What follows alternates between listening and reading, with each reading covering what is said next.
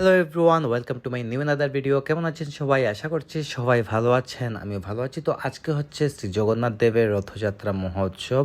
তো আমাদের মৌলভীবাজার শহরে শ্রী শ্রী মদনমোহন জিউর আখড়া ও ইস্কন মন্দির থেকে দুইটা রথ বের হয়। তো প্রথমেই বের হলো এটা হচ্ছে আমাদের মদনমোহন জিউর আখড়ার রথটা, যা আমাদের দোকানের সামনে দিয়ে সেন্ট্রাল রোড হয়ে ইস্কন মন্দিরের দিকে যায়।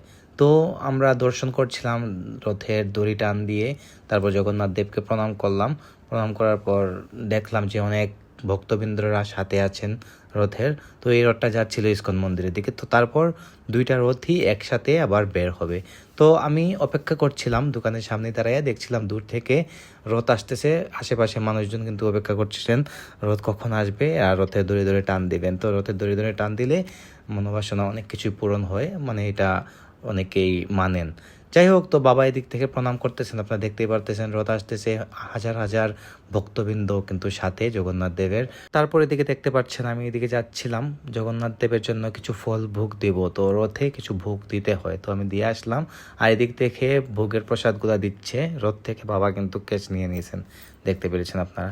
আর কি বলবো গাইস, অনেক লোক কিন্তু হয়, অনেক ভক্তবৃন্দ রথের সাথে যাচ্ছিলেন।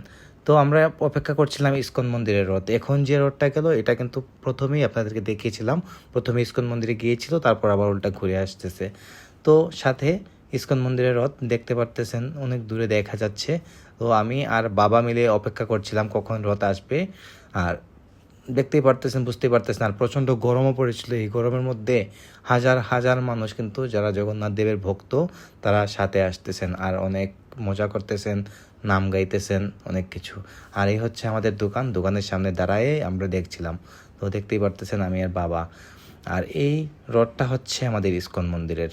যাই হোক, তো জগন্নাথ দেব আজকে যাচ্ছেন ওনার মাসির বাড়িতে। পুরো 9 দিন ভরা মাসির বাড়িতে উনি থাকবেন।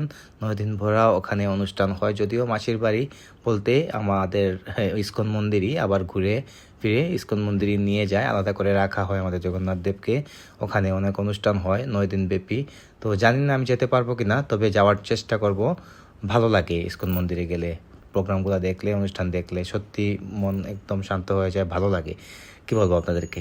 যাই হোক, তো এইদিকে দেখতে পারতেছেন অনেক ভক্তবৃন্দের সমাগম ঘটে। আমাদের দোকানের সামনে দিয়ে রথ যায়, এটা কিন্তু আমাদের ভাগ্যের ব্যাপার। তারপর দোকানে আমি চলে আসলাম, তাড়াতাড়ি আর ভালো লাগছিল না।